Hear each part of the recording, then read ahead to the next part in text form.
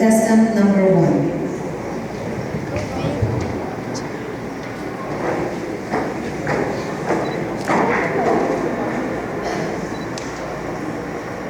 I Have a Dream by Martin Luther King, Jr.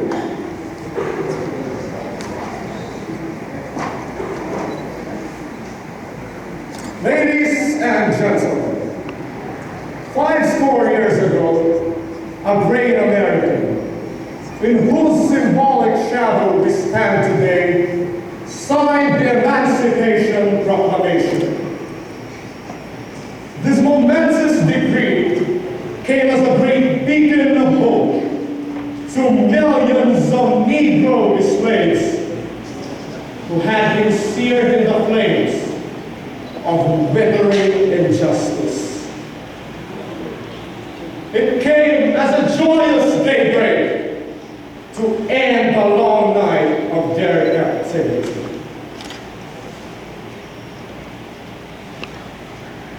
But 100 years later, the Negro still is not free. 100 years later, the life of the Negro is still sadly crippled by the manacles of segregation and the chains of discrimination. 100 years later, the Negro lives on a lonely island of poverty in the midst of a vast ocean of material prosperity. 100 years later, the Negro is still languishing in the corners of American society and finds himself an exile in his own land. So, we have come here to dramatize a shameful condition.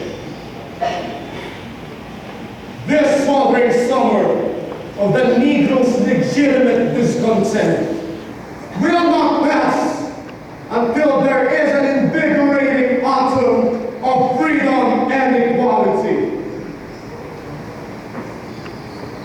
1963 is not an end, but a beginning. Those who hope that the Negro needs to blow off steam will have a rude awakening on the nation's return to business as usual. There will be neither rest nor tranquility in America until the Negro is granted his citizenship rights. The whirlwind of revolt will continue to shake the foundations of our nation until the bright day of justice emerges.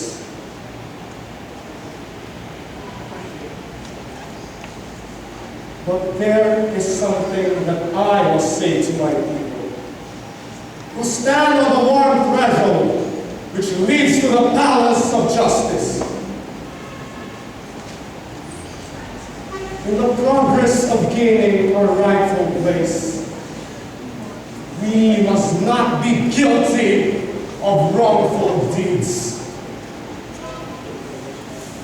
Let us not seek to satisfy our thirst for freedom by drinking from the cup of bitterness and hatred. We must forever conduct our struggle on the high planes of dignity and discipline. We must not allow our creative protest to degenerate into physical violence. Again and again, we must rise to the majestic heights of meeting physical force with soul force. let us not wallow in the valley of despair.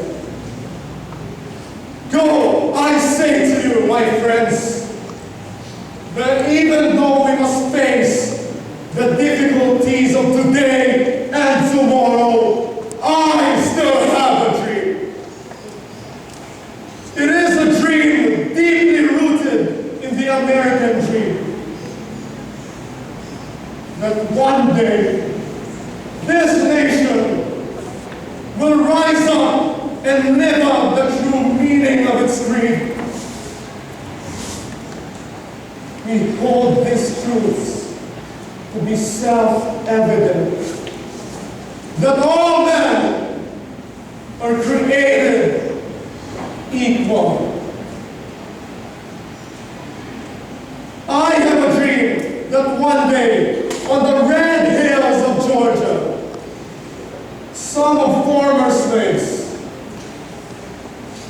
and some of former slaveholders will be able to sit down together at the table of brotherhood.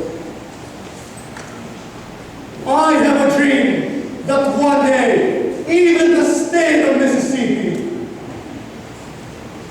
a state sweltering with the heat of injustice, sweltering with the heat of oppression, will be transformed into an oasis of freedom and justice. I have a dream that my 4 little children will one day be able to live in a nation where they will not be judged by the color of their skin, but by the content of their character.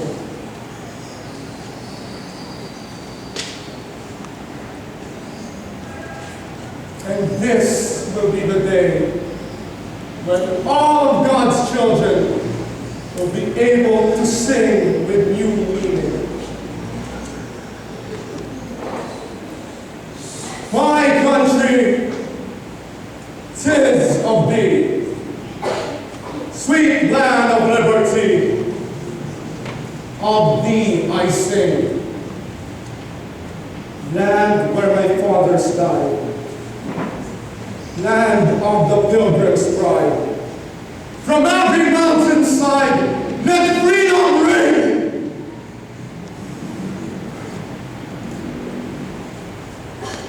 And if America is to be a great nation, this must come true.